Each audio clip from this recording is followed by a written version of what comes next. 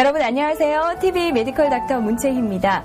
뜨거운 여름이 다가오고 있습니다. 물론 그 계절적으로 여름 좋아하시는 분들 상당히 많으시지만 여름이 되면 땀의 배출량이 늘어나면서 갑자기 있던 입맛도 없어지고 또 기가 좀 허해진다 이런 생각 많이 하실 겁니다. 그런 분들도 올해는 나도 그 보약을 한 줄 지어 먹어야 되는 거 아닌가 이런 생각들도 하시게 될 텐데요. 사실 그 같은 보약이라고 하더라도 사람에 따라 체질과 증상이 다르게 나타나기 때문에 자신에게 맞는 보약을 잘 처방해서 먹는 것이 상당히 중요하다고 합니다. 그리고 또 우리가 예전부터 보약에 대한 속설들 많이 들어오고 있죠. 예를 들면 그 보약을 먹으면 살이 찐다 더라, 또 보약과 함께 물을 먹으면 머리카락이 하얘진다 더라 등등 이런 이야기를 많이 들어보셨을 텐데요. 과연 근거가 있는 이야기일까요? TV 메디컬 닥터, 그래서 오늘 이 시간에는 보약이 무엇인가에 관해서 확실하게 파헤쳐 보도록 하겠습니다. 지금부터 출발합니다.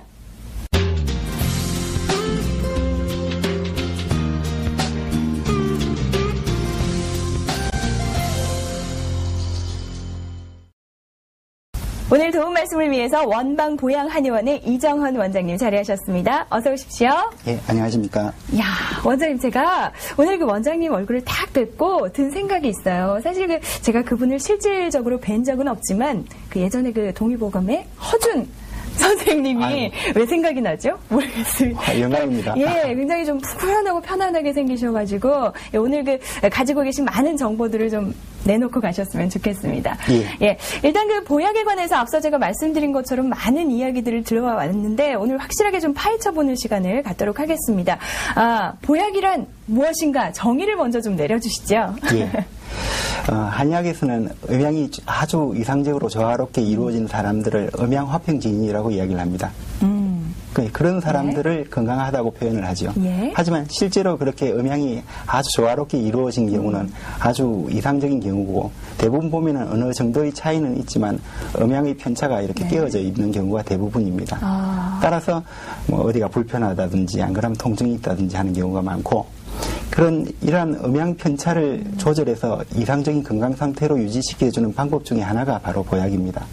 하지만 우리가 이 약을 먹는다든지 안 그러면 침을 놓고 그다음에 뜸을 뜬다든지 하는 방법만 가지고 건강을 유지할 수 있는 것들은 아닙니다. 우리 삶을 구성하는 여러 가지 요소들, 이제 가령 예를 들면 먹거리라든지 안 그러면 수면이라든지 휴식, 그다음 다른 사람과의 인간관계, 그다음 마음 씀씀이, 이러한 것들을 포괄적으로 관리할 때 건강이 유지된다고 볼 수 있습니다. 그렇군요. 보통 우리가 생각할 때 양약 같은 경우는 이제 치료의 차원이 있고 보약이나 한약 같은 경우는 예방의 차원이 있는 게 아닌가 그런 생각이 드는데, 일단 그 보약을 먹게 되면 좀 구체적으로 사람 몸 안에서 어떤 효능이 있을까요? 예, 맞습니다. 방금 말씀하셨듯이 이제 건강을 유지하는 가장 좋은 방법 중에 하나가 질병을 예방하는 건데, 이 보약이 어떻게 보면은 어떤 생명력을 강화시키고 그다음 자유치유 능력을 높이기 때문에 그런 건강 유지에 가장 좋은 방법이 된다고 보실 수 있는데, 보약을 드시게 되면 일단 음양기혈 장보의 어떤 기능들을 회복시키고 또 영양 물질을 보충하게 되고 또 몸의 전반적인 기능을 조절해서 조화롭게 하고 또 신체적 또 정신적인 활력을 갖다가 높여서 원기를 돋우고 그다음에 기억력이라든지 사고력을 강화시키는 작용이 있습니다.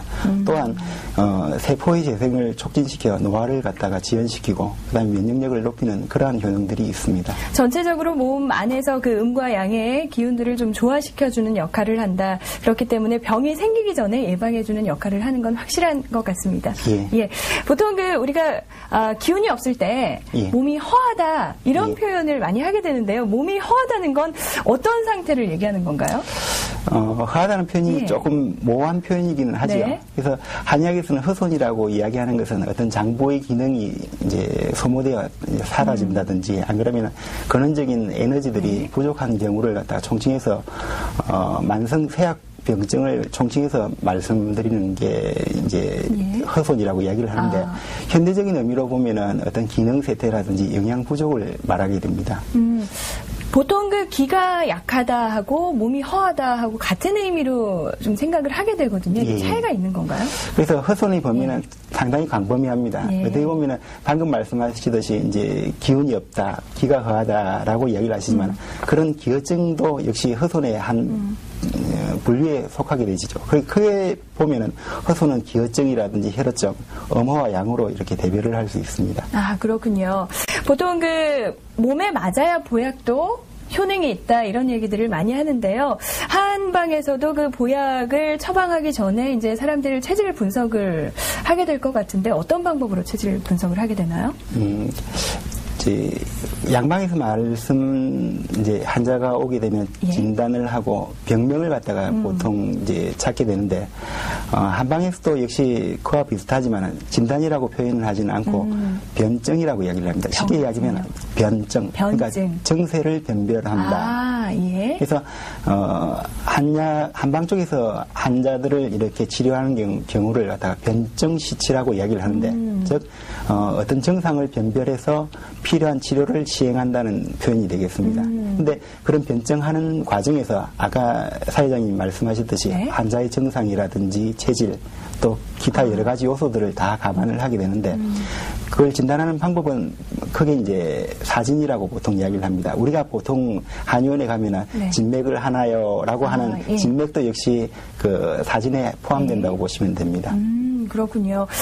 근데 보통 그 체질 분석하면은 일반인들이 알기로는 그 사상 체질이 상당히 유명하잖아요. 그래서 그러면은 체질이 그렇게 4가지로만 분류가 되는 건가 이런 생각을 또 하게 되는데요. 사상 체질이라는 건 어떤 걸까요? 예. 사상 체질은 이제 구한말에 이재마 선생님께서 이제 그 사람의 체질이 같은 감기를 앓더라도 어떤 사람들은 증상이 목이 아픈 증상이 있고 어떤 사람들은 코가 막히는 증상이 있듯이 다양한 증상을 보이는데 이렇게 다양한 증상을 보이는데 치료 방법이 다 똑같을 수는 없고 또 같은 증상을 보이더라도 같은 약을 치료했을 때 거기에 낳는 반응하는 것들이 다르게 나타나는 것들이 많습니다. 그래서 그런 거를 보면은 실제로 환자들이 여러 가지 체질이 있지 않겠는가 해서 이제 나눈 게 사상 체질인데요. 꼭 이제 우리가 보통 체질이라고 하면 사상 체질이 다인 것처럼 말씀을 하시는데 실제로 보면은 우리가 이제 흔히 친구들 사이에 만약 자기는 A형 같아, 자기는 B형 같아라고 이야기를 하는데 그거는 보면은 실제로는 그 A형, B형이라고 하는 게 혈액형이지만은 그 외에도 혈액형 외에 그 사람이 사람들을 대하는 뭐 태도라든지 성격이라든지 이런 걸 다 포함하지 않습니까?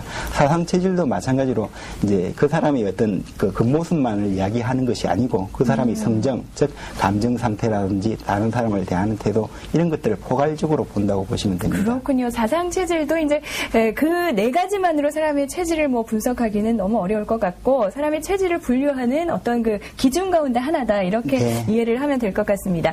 앞서 말씀드린 것처럼 몸에 맞아야 그 약이 이제 나에게 보약이 된다 이런 말씀을 드렸는데 그렇다면 사람의 어떤 증세에 따라서 체질에 따라서 어떤 식으로 분류가 되는 건가요? 아까 허손에 대해서는 크게 4가지로 분류한다고 말씀드렸는데 이제 보약 같은 경우에도 보기약, 보혈약, 그다음 보양약, 보험약으로 크게 대별을 하게 됩니다. 보통 이제 보기약이라는 것은 기어증에서 얘기 되는데 아까 말씀드린 기운이 없다고 이야기하신 이 기락하는 것은 쉽게 간단하게 표현하자면 사람의 생명 활동 에너지라고 표현하시면 됩니다. 그래서 기운이 없다든지 피곤하고 무력감을 느끼고 권태감을 느끼고 또 이야기하기도 싫어하고 꼼짝하기도 싫어하고 조금만 움직이면 땀이 막 쏟아지고 모든 게 귀찮아지는 그렇지요.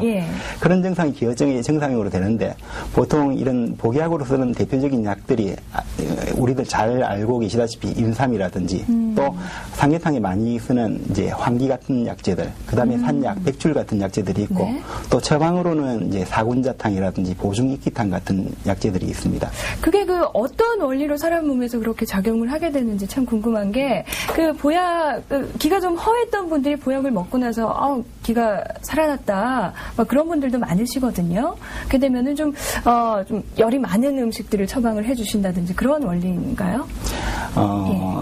이게 한열에 대한 것은 이제 그 사람의 병증을 파악하는 여러 가지 방법 중에 하나라고 보시면 되는데 크게 보면은 이제 사람이 추위를 많이 탄다. 예를 들어서 추위를 많이 탄다 하는 게 이제 양어증이 나타나는 증상인데 이 양어증이라고 이야기를 하는 것은 이제 보면은 그 허리가 시리다든지 안 그러면 무릎이 시리고 그 다음에 다리에 힘이 없고 또 조금만 걸으면은 막 주저앉을 것 같고 또 뭐 사지가 찬다든지 예. 안 그러면 배가 차서 설사를 많이 한다든지 하는 것들이 이제 양어증의 증상으로 보시면 되는데 아까 말씀드렸듯이 기어증이라든지 혈어증 같은 거 외에 양어증이나 이제 어무증 같은 경우에는 이 혈어증에 더위를 타는 증상이 있는 경우에는 어무증, 또 기어증에서 추위를 네. 타는 증상이 있으면 양어증. 네. 그러니까 양어증, 어무증은 이 기어증, 혈어증에서 조금 더 발전된 증상으로 보시면 되고 보통 그래서 이런 노화 과정, 나이 드신 연세 드신 어르신들이 그런 증상들이 더 많이 나타나게 됩니다. 아, 그렇군요. 앞서 체질에 따라서 또 증상에 따라서 보약이 어떻게 분류가 된다 지금 설명을 해주고 계시거든요. 또 어떤 것들이 있을까요? 예.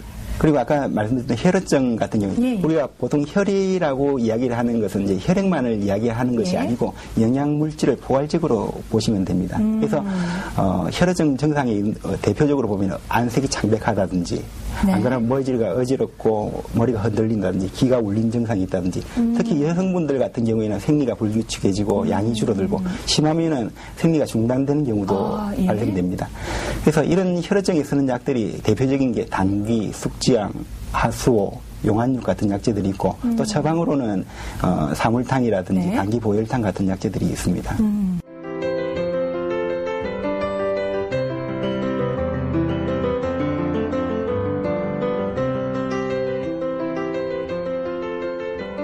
네, 앞서 제가 들어오는 말에서도 이야기를 했지만 우리가 살아오면서 보약에 관한 무성한 이야기들을 듣게 됩니다. 그 가운데서 하나하나씩 좀 짚어봤으면 좋겠는데 예. 일단 가장 많이 듣는 얘기 중 하나가 보약을 먹으면서 무를 먹으면 머리카락이 하얘진다더라 이런 얘기를 많이 들었거든요. 예. 근거가 있는 얘기인가요?